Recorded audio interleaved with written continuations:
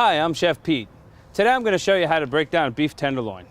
We're going to take part of this and turn it into teriyaki kebabs using the tail end, and then the other half is going to be used as a roast in a later recipe. Okay, so to get started, I'm going to take this, cut it out of the bag. There's going to be a little juice in the bag, so you're going to want to do this either over the sink or over a pan. And remove the meat.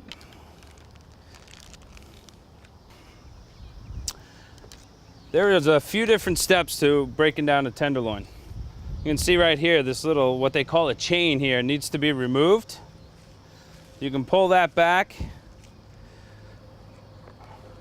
Just keep pulling. You're gonna get to a point where you're not gonna wanna rip it anymore. So you're gonna take a knife and you're gonna just help it off. So now, there's what we call silver skin on the top here. We're gonna wanna take that off. That's something that's not gonna break down. It's gonna eat tough. It's that gristle.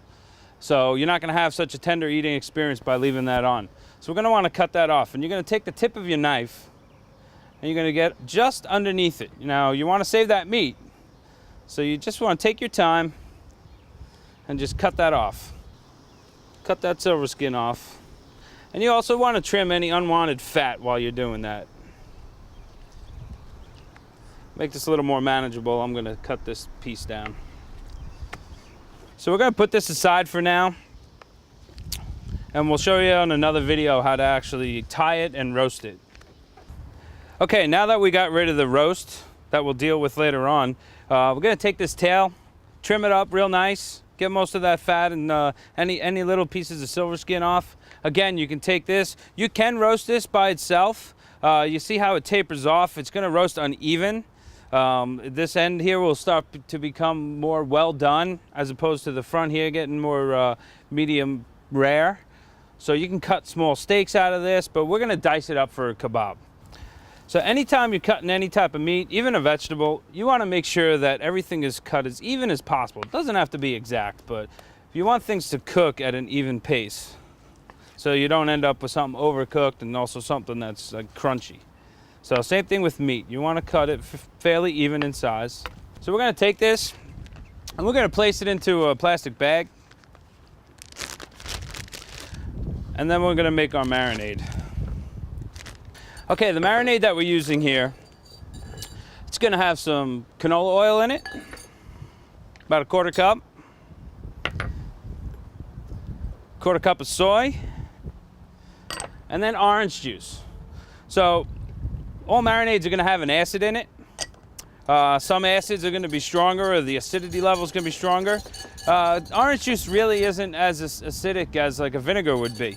So you're using something a little less acidic because you don't really want this muscle to break down. It's already a real tender piece of meat.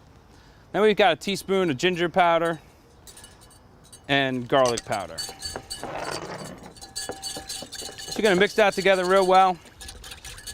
Make sure all that powders dissolve in there. And we're going to pour this on the meat.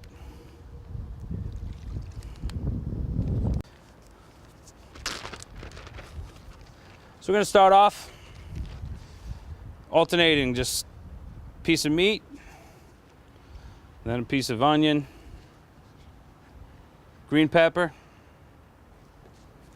another piece of meat. Now you can alternate this whatever way you want. Now you're going to cook this on a medium to medium high grill, about 350, 400, maybe not as high as you would on some other steaks, because you're going to want these vegetables to get a little on the tender side. So we're going to put these on, and we're going to close the lid. They're going to take anywhere from 10 to 20 minutes. It all depends upon the doneness you want on that meat. Okay, now it's time to take a look at this meat. So we reserved a little bit of the marinade, and as it's been cooking, take a little bit and brush it on here. And it's actually gonna like caramelize onto here, onto the meat. So we're gonna take these off the grill.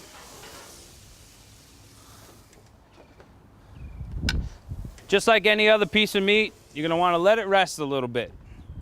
Being that it's a little smaller, you just want to let it rest maybe about 3 minutes. You just don't want to start eating it immediately. Plus, it's probably too hot. I made a little bit of jasmine rice. Nice flavored rice here.